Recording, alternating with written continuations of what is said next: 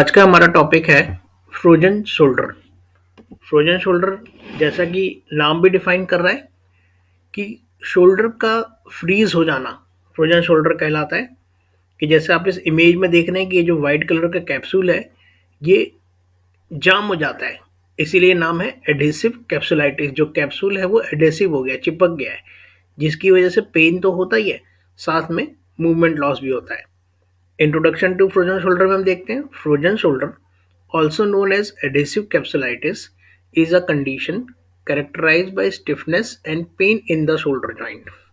तो frozen shoulder जिसको adhesive capsulitis भी कहते हैं, एक ऐसी कंडीशन है जिसमें स्टिफनेस भी होती है और साथ में पेन भी होता है। कई बार पेशेंट को पेन हो रहा होता है, यूजुअली स्टिफनेस नहीं होती है, तो वो या तो फ्रोजन शोल्डर नहीं होता या फिर फ्रोजन शोल्डर की इनिशियल स्टेज होती है। It often develop gradually and progress through stages. धीरे धीरे शुरू होता है और टाइम के साथ साथ बढ़ता रहता है, causing increasing discomfort and restricted movement of the shoulder. और ये जैसे जैसे टाइम बीतता है ये डिस्कम्फर्ट बढ़ता रहता है और जो मूवमेंट है वो रेस्ट्रिक्टेड होती रहती है। एक फ्रोजन शोल्डर का जो टिपिकल करेक्टर होता है वो स्टार्ट होता है पेन से, कुछ दिन बाद पेन के साथ साथ स्टिफनेस आने लगती है और एक टाइम ऐसा आता है कि जो सिर्फ स्टिफनेस रह जाती है और पेन कम हो जाता है। तो जो फ्रोजन शोल्डर है शोल्डर की और बाकी प्रॉब्लम से अलग है, क्योंकि इसमें जो मेन चीज़ है वो मूवमेंट लॉस है। अभी इस चीज़ को मैं आप लोग को एक वीडियो के थ्रू समझाता हूँ तो आपको और अच्छे से समझ में आएगा। फ्रोजन शोल्डर जिसको एडिसिव कैप्सुलाइटिस कहते हैं वो एक ऐसी कंडीशन है जो जिसमें पेन हो जाता है और लिमिटेड मोशन हो जाते हैं। जैसे मैंने आप लोग को बताया, सिम्टम्स जो हैं वो धीरे धीरे वर्स होते हैं और एक टाइम के बाद कभी कभी अपने आप भी ठीक हो जाते हैं, लेकिन उसमें काफ़ी टाइम लग जाता है। इसमें आप देखेंगे जो जैसा आपको मैंने पहले बताया कि जो शोल्डर जॉइंट है वो बेसिकली एक कैप्सूल उसको पूरा कवर किए रहता है। एक मतलब समझ लीजिए एक सॉफ्ट टिश्यू जैसा है जिसको कैप्सूल कहते हैं। अब वो फ्रोजन शोल्डर की कंडीशन में हुआ क्या कि वो थोड़ा इन्फ्लेम्ड हो गया, उसमें मतलब कोई भी इंजरी हो गई, कुछ भी हुआ, वो टाइट हो गया और उसकी वजह से जो मूवमेंट है वो डिफ़िकल्ट हो जाती है। अब इसमें हम देखेंगे जो फ्रोजन शोल्डर है वो 3 स्टेजेस में डेवलप होता है, जिसमें पहली आती है फ्रीजिंग स्टेज। फ्रीजिंग का मतलब है कि वो अभी फ्रीज हो रहा है धीरे-धीरे, कि पेन हो रहा है उसमें वो धीरे-धीरे, इसमें ज़्यादातर पेन होता है और जो पेन ज़्यादातर ये शोल्डर का जो ये रेड एरिया है, हाथों का एरिया आप देख रहे हैं, इसमें ज़्यादातर फील होता है। नेक्स्ट स्टेज आती है फ्रोज़न, जिसमें वो फ्रोज़न हो गया है कि आप देख रहे हैं मूवमेंट इतनी लॉस हो गई है। जैसे आप देख रहे हैं बिलो 90 डिग्री अबडक्शन भी हो जाता है, ऐसी भी स्टेज आ जाती हैं। फ्रोज़न स्टेज के बाद में जो आती है दूसरी वो उसको थ्वाइंग स्टेज या फिर इम्प्रूविंग स्टेज कहते हैं। इसमें ग्रेजुअली वो धीरे-धीरे ठीक हो रहा होता है। लेकिन ये है कि इसमें एक्सरसाइज़ वगैरह करने के बावजूद भी 2 से 3 महीने या फिर इवन काफ़ी टाइम लग सकता है। कुछ-कुछ पेशेंट को ये साल भी लग जाता है कवर होने में। जो फ्रोज़न शोल्डर को और ख़राब होने से बचाने के लिए तरीका क्या है कि उसको जो मूवमेंट है उसकी वो हर डायरेक्शन में होनी चाहिए। जैसे हमारा फ्रोजन शोल्डर एक्सरसाइज प्रोग्राम आगे पढ़ेंगे, वो इसी पे डिपेंडेंट है कि हम फ्रोजन शोल्डर की जो शोल्डर की जितनी मूवमेंट्स है वो सारी मूवमेंट करा रहे हैं।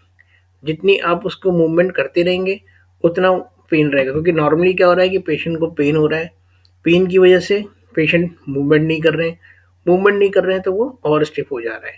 तो हम फ्रोजन शोल्डर एक्सरसाइज प्रोग्राम इसीलिए कराते हैं कि जो कंडीशन है वो जल्दी से जल्दी इम्प्रूव हो। अगर पेशेंट एक्सरसाइज नहीं करेंगे तो उनको और ज़्यादा टाइम लगेगा ठीक होने में। अब इसमें जो पहला एक टॉपिक आता है नॉन सर्जिकल ट्रीटमेंट की हम लोग बात करते हैं। भाई आपने देख लिया कि एक्सरसाइज प्रोग्राम वगैरह है। नॉन सर्जिकल ट्रीटमेंट में एक पहली चीज़ आ जाती है मेडिसिन्स। इसमें क्या रहता है कि कुछ पेन किलर मेडिसिन्स पेशेंट खाते हैं और कभी-कभी पेशेंट को जब ज़्यादा पेन होता है तो पेशेंट को स्टेरॉइड के इंजेक्शंस भी लगते हैं। और इसमें आप देखेंगे इसके अलावा हम लोग फिजियोथेरेपी कराते हैं। फिजियोथेरेपी में बेसिकली क्या करते हैं कि एक्सरसाइजेस प्रोग्राम होता है। वही जो हमारा जो फ्रोजन शोल्डर एक्सरसाइज प्रोग्राम है वो बेसिकली स्ट्रेचिंग एक्सरसाइज है कि जिसमें हम शोल्डर जॉइंट की मोबिलिटी को इम्प्रूव करते हैं। इसके बाद सर्जिकल ट्रीटमेंट जो कि बहुत रेयर यूज़ होता है। जैसे मान लीजिए कोई पेशेंट ऐसा है जिसने काफ़ी टाइम एक्सरसाइज कर ली है और करने के बावजूद भी वो काफ़ी आपको हार्ड लग रहा है, फिर भी लग रहा है कि कोई इम्प्रूवमेंट नहीं हो रही है, तब सर्जिकल अप्रोच की तरफ बढ़ते हैं। अब सर्जिकल अप्रोच क्या-क्या होती है, इसमें पहली आती है मैनिपुलेशन अंडर एनेस्थीसिया। इस कंडीशन में क्या होता है, पेशेंट को एक एनेस्थीसिया दे दिया गया, पेशेंट को बिल्कुल बेहोश सा कर दिया गया और फिर जो जॉइंट है उसको हर तरीके से मूव कराते हैं। एनेस्थीसिया देने से क्या फ़ायदा हुआ कि पेशेंट की जो मसल्स वगैरह हैं वो बिल्कुल रिलैक्स हो गई, पेशेंट उसको रेजिस्ट नहीं कर रहे और फिर उसको हर मूवमेंट में हिला दिया जाता है, फ्लेक्शन, अबडक्शन, रोटेशन सारी मूवमेंट कर देते हैं। मैनिपुलेशन अंडर एनेस्थीसिया के बाद आ जाती है arthroscopic capsular release. Arthroscopic surgery होती है जिसमें कैप्सूल को रिलीज कर देते हैं। अब क्योंकि कैप्सूल टाइट होने की वजह से फ्रोजन शोल्डर हो रहा था, तो हमने उस कैप्सूल को रिलीज कर दिया तो बढ़ जाता है। लेकिन बस ये जो सर्जिकल ट्रीटमेंट है ये तभी फॉलो करते हैं जब जो नॉन सर्जिकल मेथड्स हैं, फिजियोथेरेपी, एक्सरसाइजेज वगैरह और चीज़ें पेशेंट को हेल्प नहीं कर रही हैं। अब आगे इसको समराइज करते हुए मैं आपको कुछ क्लिनिकल फाइंडिंग्स बता देता हूँ कि जो आप देखकर असेस कर सकें कि भाई क्या क्या कंडीशन होती है, क्या आपको फ्रोजन शोल्डर के पेशेंट में क्या खास चीज़ें मिलने वाली हैं। इसमें जो आप क्लिनिकल फाइंडिंग्स में यहाँ पे फर्स्ट पॉइंट देखेंगे, presence of loss in passive range of motion in addition to active range of motion. Patient की active range of motion, active movement तो पुअर है ही, साथ में पैसिव भी पुअर है। कुछ पेशेंट आपको ऐसे मिलेंगे कि जो एक्टिव तो नहीं कर पा रहे, लेकिन पैसिव मूवमेंट आप करेंगे तो पैसिव हो जा रही है। इट मीन कि वो फ्रोजन शोल्डर नहीं है। फ्रोजन शोल्डर वाले पेशेंट की पैसिव मूवमेंट भी नहीं होगी, क्योंकि या वो ऐसी जो फर्स्ट पॉइंट है वो तब हो सकता है जब कुछ मसल वीकनेस हो या कुछ न्यूरोलॉजिकल प्रॉब्लम हो जिसकी वजह से पेशेंट एक्टिवली नहीं उठा पा रहे हैं लेकिन पैसिव हो रहे हैं क्योंकि उनका जॉइंट कैप्सूल बिल्कुल ठीक है। सेकेंड पॉइंट आता है lateral rotation movement is affected in addition to loss in all movements. Typical frozen shoulder के साइन में जो लेटरल रोटेशन है वो हमेशा अफेक्टेड रहेगी।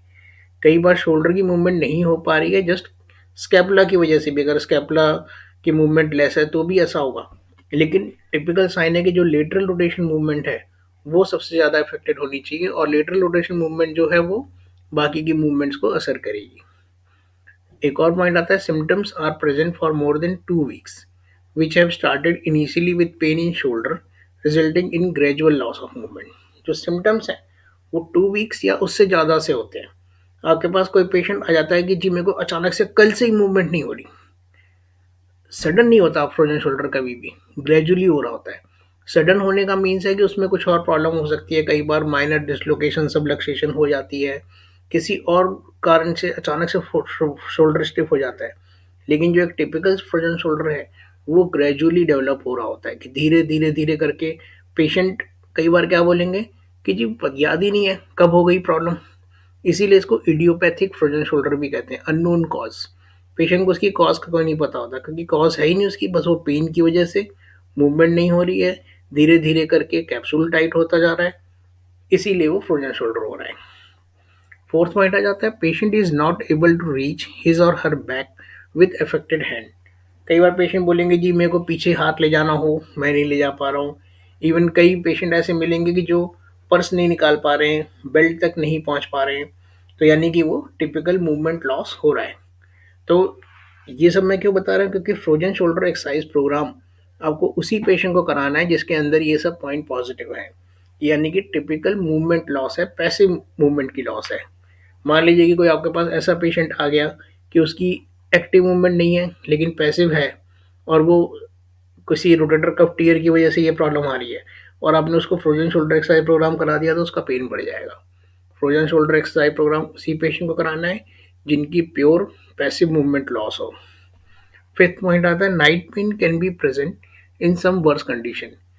किसी वर्स कंडीशन में ज़्यादा ही वाला पेन है तो पेशेंट को कई बार नाइट पेन भी होता है। तो ये हमारे फ्रोजन शोल्डर की खास इंपॉर्टेंट फाइंडिंग्स हो गई। बाकी इसके बाद हम लोग बात करेंगे exercise program for frozen shoulder में। तो आप नेक्स्ट वीडियो को भी ध्यान से देखिए और समझिए और इसको याद कर लीजिए, ये आपके फ्यूचर में बहुत ज़्यादा काम आने वाला है।